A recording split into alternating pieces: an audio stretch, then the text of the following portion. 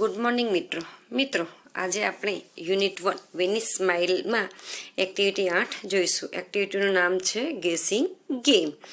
અહીં એક વિદ્યાર્થી બીજા વિદ્યાર્થીને વર્ગખંડની બહાર લઈ જશે અને કોઈ ક્રિયા કરવાનું કહેશે. એક વિદ્યાર્થી વર્ગખંડના દરવાજા પાસે ઊભો રહેશે અને વર્ગખંડની અંદરના વિદ્યાર્થીઓને બહારના વિદ્યાર્થીએ શું કર્યું તે ઢાળવાનું કહેશે અને તેમના વિશે પૂછશે. દરેક વિદ્યાર્થીઓ પોતાની ધારણા મુજબ જવાબ આપશે. હવે જે વિદ્યાર્થીઓનો જવાબ સાચો હશે તે વિદ્યાર્થીને બહાર અભિનય કરવાનો મોકો મળશે. હવે આપણે એક્ટિવિટી 9 જોઈશું.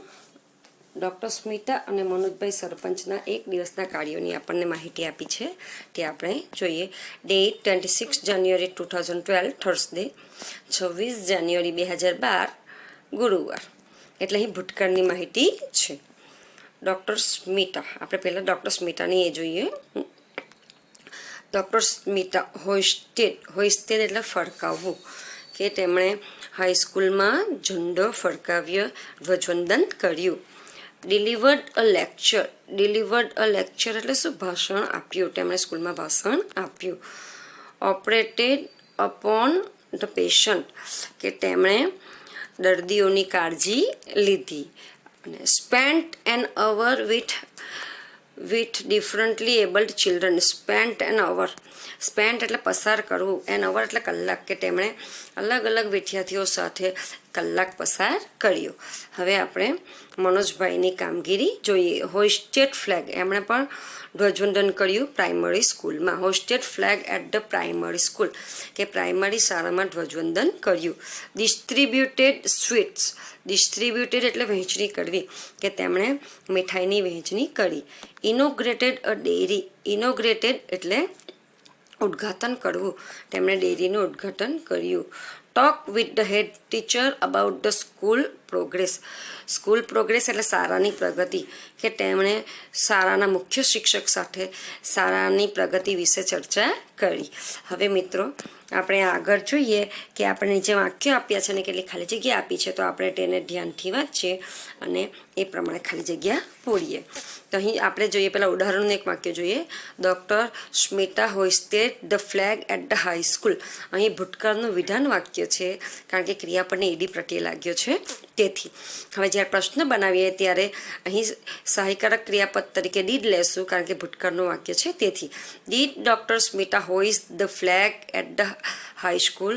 અહીં ડીડનો ઉપયોગ થાય છે, તેથી ક્રિયાપદના મૂળ રૂપનો જ હંમેશા ઉપયોગ થાય છે. એટલે કીધું છે કે શું તેમણે હાઈસ્કૂલમાં ધ્વજવંદન કર્યું, તો આપણે યસ શી ડીડ, હા તેમણે કર્યું. હવે આપણે બીજું જોઈએ. મનોજભાઈ ડિસ્ટ્રીબ્યુટેડ સ્વીટ્સ. મનોજભાઈએ મીઠાઈની વહેંચણી કરી. હવે આપણે એ જોયું કે આપણે એમની એક્ટિવિટીમાં એમણે જ મીઠાઈની વહેંચણી કરી હતી. એટલે અહીં હવે સવાલ બનશે અહીં કે did doctor Smita distribute sweets. જો અહીં ડિસ્ટ્રીબ્યુટ છે, કારણ કે આગળ ડીડ લાગે છે, એટલે અહીં મૂળ ક્રિયાપદનો જ ઉપયોગ થાય છે. તો શું પ્રશ્ન છે કે શું ડૉક્ટર સ્મિતાએ મીઠાઈની વહેંચણી કરી હતી? પણ તેમણે નહીં કરી હતી, તેથી જવાબ આવશે નો શી ડીડન્ટ, કે ના તેમણે કરી ન હતી. ડૉક્ટર સ્મિતા ખાલી જગ્યાએ અપોન ધ પેશન્ટ. અહીં જુઓ, ભૂતકાળના જ વાક્યની વાત થઈ છે, એટલે અહીં ક્રિયાપદનો ભૂતકાળના રૂપનો ઉપયોગ કરીશું. એટલે શું આવશે? ડૉક્ટર સ્મિતા ઓપરેટેડ આવશે. શું આવશે? ઓપરેટેડ, કે doctor Smita operated upon the patient. અહીં ઓપરેટેડનો ઉપયોગ થશે. હવે એનો પ્રશ્ન બનાવ્યો છે, વિધાન વાક્ય પૂરું થયું. હવે પ્રશ્ન બનાવ્યો છે, did she operate upon the patient. હવે અહીં ઓપરેટ, કારણ કે અહીં ડીડનો ઉપયોગ થયો છે, તેથી અહીં મૂળ ક્રિયાપદનો જ ઉપયોગ થાય છે. તો આપણને ખબર છે કે તેમણે કેટલાક દર્દીઓની કાળજી લીધી. તો શું આવશે અહીં? યસ સી ડીડ, હા તેમણે કરી. હવે આપણે આગળ જોઈએ. ચોથો, doctor Smita spent an hour with the differently abled children. કે આપણને ખબર છે કે તેમણે અલગ અલગ બાળકો સાથે 1 કલાક વિતાવ્યો. તો હવે અહીંયા આવશે પ્રશ્ન બનાવવાનો છે અને મનોજભાઈ લીધા છે, તો પહેલાં તો આપણે ડીડ મૂકવું પડશે. અહીં ડીડનો ઉપયોગ થશે, કે ડીડ મનોજભાઈ. પછી અહીં જો સ્પેન્ટ છે, તો સ્પેન્ટ એ સ્પેન્ડનું ભૂતકાળનું રૂપ છે, SPEND. તો અહીંયા આવશે SPEND, સ્પેન્ડ. કે did Manojbhai spend an hour with the differently able children. તો મનોજભાઈ એવું નથી કર્યું, એટલે શું આવશે અહીં જવાબ? નો હી ડીડ નોટ. કે ના, તેમણે એવું કર્યું નથી. શું જવાબ આવશે? નો હી ડીડ નોટ. હવે આપણે પાંચમું જોઈએ. મનોજભાઈ હવે ઇનોગ્રેટેડ. આપણે જોઈ ગયું કે આપણે ડેરીનું ઉદ્ઘાટન કર્યું, એટલે અહીં આવશે ઇનોગ્રેટનું ભૂતકાળનું રૂપ ઇનોગ્રેટેડ. મનોજભાઈ ઇનોગ્રેટેડ અ ડેરી ઇન ધ વિલેજ. કે મનોજભાઈએ ગામમાં ડેરીનું ઉદ્ઘાટન કર્યું. હવે નીચે પ્રશ્ન છે, જુઓ. ડીડ મનોજભાઈ ઇનોગ્રેટ આવશે પહેલા પાંચમા વાક્યમાં, પહેલા વિધાન વાક્યમાં ઇનોગ્રેટેડ આવશે, કારણ કે વિધાન વાક્ય છે ભૂતકાળનું, તેથી. અને નીચે પ્રશ્ન વાક્ય બનાવ્યું છે અને ડીડ સહાયકારક ક્રિયાપદ છે, એટલે મૂળ ક્રિયાપદ આવશે ઇનોગ્રેટ. કે did Manojbhai inaugurate a shop in the village. તો શું એમણે ગામમાં દુકાનનું ઉદ્ઘાટન કર્યું હતું? તો શું જવાબ આવશે અહીં? નો. અહીં શું આવશે? કે નો હી ડીડ નોટ. કે ના, તેમણે દુકાનનું ઉદ્ઘાટન કર્યું ન હતું. છઠ્ઠું. Manojbhai talk with the head teacher about the school progress. કે મનોજભાઈએ શાળાના મુખ્ય શિક્ષક સાથે શાળાની પ્રગતિ વિશે ચર્ચા કરી. તો હવે આપણને અહીં પ્રશ્ન બનાવવાનું છે, તો બનશે કે ડીડ મનોજભાઈ ટોક. જો અહીં ટોકડ છે તો આપણે અહીં ટોક લેવાનું, ઈડી કાઢી નાખવાનું. એટલે did Manojbhai talk with the head teacher about the school progress. તો જવાબમાં છે યસ હી ડીડ. હવે આપણે સાતમું જોઈએ. ડૉક્ટર સ્મિતા ડિલિવર્ડ અ લેક્ચર. આપને ખબર છે, આપણે એમના પ્રવૃત્તિમાં જોઈ ગયા કે તેમણે ભાષણ પણ આપ્યું હતું. તો અહીં પ્રશ્ન શું બનશે? કે ડીડ ડૉક્ટર સ્મિતા ડિલિવર્ડ. અહીં શું આવશે? ઈડી નીકળી જશે. આ ડિલિવર્ડમાં છેલ્લે ઈડી નીકળી જશે. કે did doctor Smita deliver a lecture? Yes she did. હા, તેમણે. હવે આપણે એક્ટિવિટી 10 જોઈશું. અહીં મનીષની 2 નોંધો ભેગી થઈ ગયેલ છે, જેમાં તેણે ગઈકાલે કરેલા અને આવતીકાલે કરવાના કાર્યની નોંધ છે. તો બંને નોંધ આપણે અલગ કરવાની છે અને લખવાની છે. તો મિત્રો, ગઈકાલ એટલે ભૂતકાળ, અને ભૂતકાળમાં વાક્યમાં ક્રિયાપદનું ભૂતકાળનું રૂપ મુકાય છે, જ્યારે ભવિષ્યકાળમાં કર્તા સાથે વિલનો ઉપયોગ થાય છે. એટલે અહીં આ બંનેને અલગ પાડવા ખૂબ જ સહેલા છે, કારણ કે ભવિષ્યકાળમાં વિલનો ઉપયોગ થાય છે આઈ સાથે, એટલે આપણે વિલવાળા વાક્યોને જ પકડી રાખવાના છે. એટલે બીજા વાક્ય, ભૂતકાળના જે વાક્ય છે તે આપોઆપ છૂટા પડી જશે. તો જોઈએ. On Sunday I will wake up at 8 AM. કે હું રવિવારે 8 વાગ્યે ઉઠીશ. I will prepare my breakfast. હું મારો સવારનો નાસ્તો તૈયાર કરીશ. I woke up at 6 AM. હું 6 વાગ્યે ઉઠ્યો. બીજું વાક્ય છે એ ભૂતકાળનું છે. I will meet my best friend Sohil at 10 AM. કે હું 10 વાગ્યે મારા મિત્ર સોહિલને મળીશ. I left my house at 9 AM. Left એ ભૂતકાળનું રૂપ છે, એટલે આ ભૂતકાળનું વાક્ય છે કે મેં મારું ઘર 9 વાગે છોડ્યું. આઈ went to the post office. હું પોસ્ટ ઓફિસે ગયો, કારણ કે વેન્ટ એ ગોનું ભૂતકાળનું રૂપ છે, તેથી. I posted the envelope. કે મેં પરબિડિયાને પોસ્ટ કર્યું.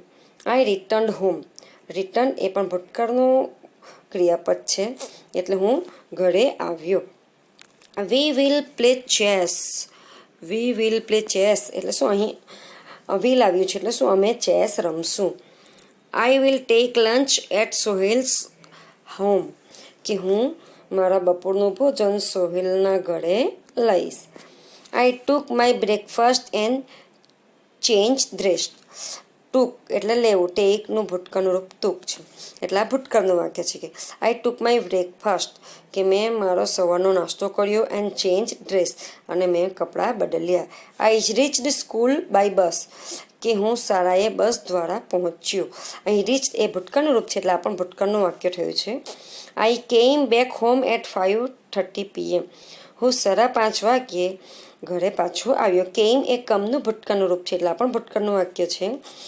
વી will go for a movie, કે અમે ફિલ્મ જોવા માટે જઈશું.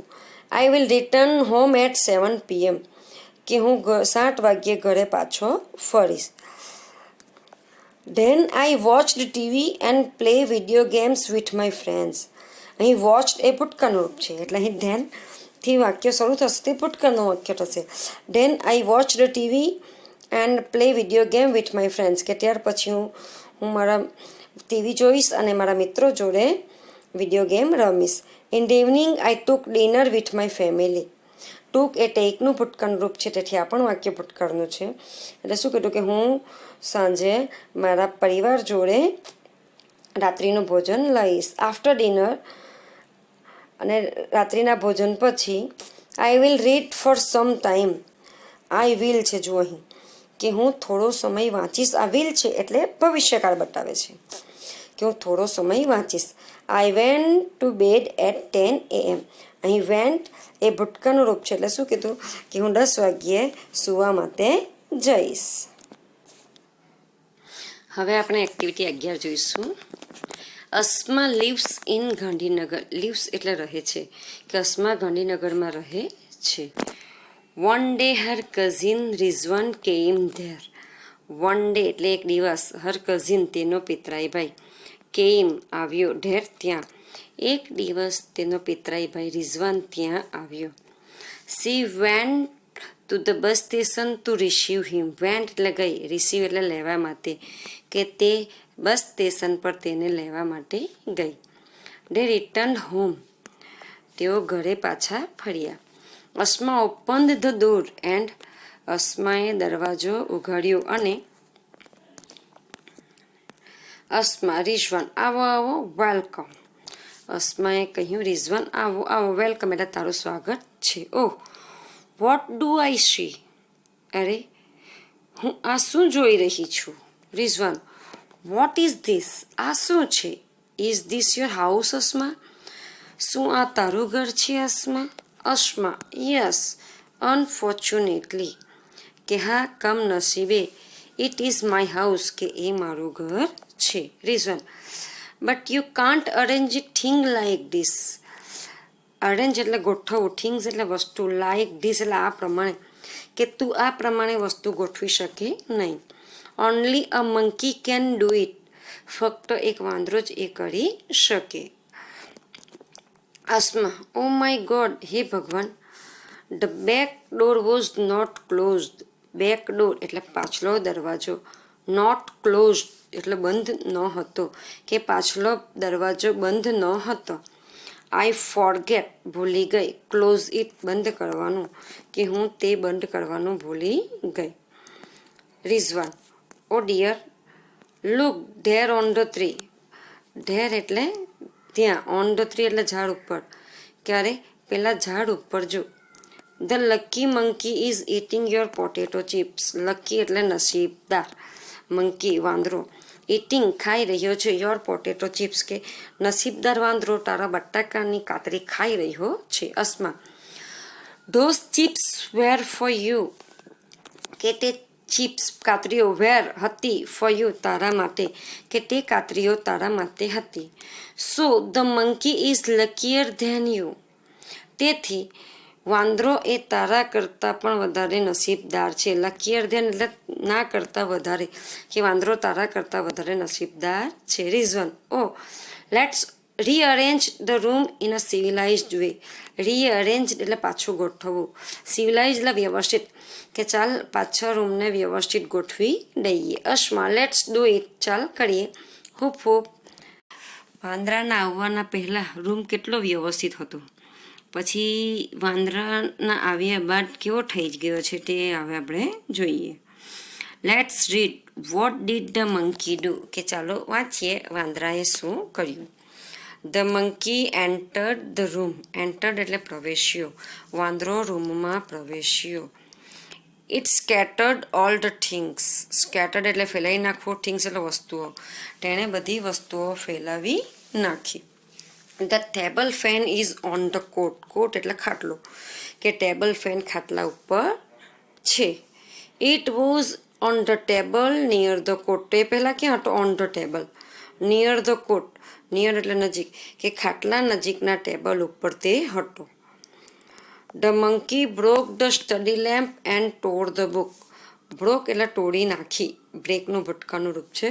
સ્ટડી લેમ્પ ભણવાનો લેમ્પ, કે વાંદરાએ ભણવાનો લેમ્પ તોડી નાખ્યો. એન્ડ અને ટોર ધ બુક, ટોર એ ટીયરનું ભૂતકાળનું રૂપ છે. ટોર એટલે ફાડી નાખી, કે તેને પુસ્તક ફાડી નાખી. The monkey took out shoes from the shoes stand and threw them out. Took out એટલે શું? બહાર કાઢ્યા. શૂઝ પગરખાને, ફ્રોમ ધ શૂઝ સ્ટેન્ડ પગરખાના સ્ટેન્ડમાંથી, એન્ડ થ્રીવ ફેંકી દીધા, આઉટ બહાર, કે તેણે પગરખાના સ્ટેન્ડમાંથી પગરખાને બહાર કાઢ્યા અને ફેંકી દીધા. The monkey threw the statue on the floor. Statue એટલે મૂર્તિ અને થ્રીવ એટલે ફેંકી દીધી, ફ્લોર એટલે જમીન પર, કે વાંદરાએ મૂર્તિને જમીન ઉપર ફેંકી દીધી. It was in the corner. તે ક્યાં હતી? કોર્નર, જે ખૂણામાં હતી. The cupboard was closed. Was એટલે હતો અને ક્લોઝડ એટલે બંધ. કપબોર્ડ એટલે કબાટ, કે કબાટ બંધ હતો. નાવ ઇટ ઇઝ ઓપન, કે હવે તે ખુલ્લો છે. The monkey put the flower was on the sofa. Put એટલે મૂક્યું, ફ્લાવર વાસ એટલે ફૂલદાની, કે વાંદરાએ ફૂલદાનીને સોફા ઉપર મૂકી. It was on the stool. Was એટલે હતી અને સ્ટૂલ એટલે સ્ટૂલ, કે તે પહેલાં સ્ટૂલ પર હતી. All the chairs were upside down. એટલે અપસાઇડ ડાઉન એટલે ઊંધી, કે બધી જ ખુરશીઓ ઊંધી હતી. હવે આપણે એક્ટિવિટી 12 જોવાના છે. અહીં આપણે જોયું કે તેજસ્વીનીને ફ્લાઇંગ બાઇસિકલ બનાવવાની ઈચ્છા હતી. તેવું આપણા દરેકના મનમાં પણ એક કલ્પના હશે કે આપણે કંઈક એવી નવી વસ્તુ બનાવીએ. તો તમારે જે પણ કંઈક નવી વસ્તુ બનાવવાની ઈચ્છા હોય તે તમારે અહીં તેનું ચિત્ર દોરવાનું છે અને તેના ભાગોના નામ તમારે અંગ્રેજીમાં લખવાના છે અને એમાં કયા વૈજ્ઞાનિક નિયમ તમે અપનાવ્યો છે તે તમારે આમાં નોંધવાનું છે. Okay, thank